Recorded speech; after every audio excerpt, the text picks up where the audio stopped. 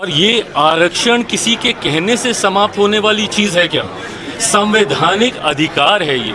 आरक्षण किसी को दी हुई खैरात नहीं है, ये संवैधानिक अधिकार है और दुनिया की कोई ताकत आरक्षण को कतई समाप्त नहीं कर सकती है। और जो लोग इसको समाप्त करने की सोच रखते हैं, कभी समीक्षा के माध्यम से, कभी सुधार के माध्यम से, उनको संभवतः ये पता ही नहीं है कि आरक्षण क्यों ज़रूरी है।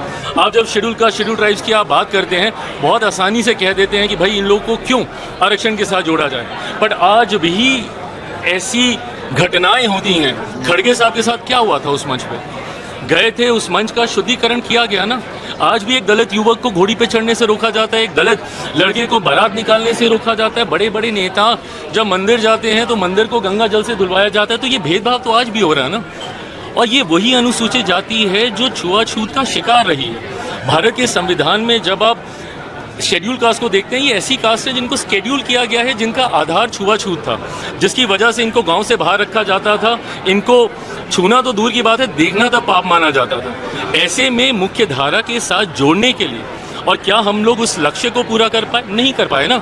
आज भी ये भेदभाव होता है। तभी जब मैं क्रीमी लेयर का भी मैं विरोध करता हूँ, मैं इसीलिए करता हूँ कि आज कम से कम हम लोग एकजुट हैं तो अपनी बात रख पा रहे हैं। बट जैसे ही इसमें सब क्लासिफिकेशन होने लग जाएगा, जैसे ही इसमें क्रीमी लेयर की बात हम लोग करने लग जाएंगे, तो ताकत हम लोग की घटने लग जाएगी। और जैसे ही ताकत घटेगी तो धीरे धीरे करके संभवतः ऐसी सोच वाले लोग जो आरक्षण को समाप्त करना चाहते हैं, उनको ज़्यादा बल मिलेगा। आज की तारीख में शेड्यूल कास्ट हो, शेड्यूल ट्राइब, अब शेड्यूल ट्राइब में यही सारी जातियाँ हैं जिनकी वेशभूषा अलग रही, जिनका रहन सहन बोलचाल, ऐसे ट्राइब्स को शेड्यूल किया गया।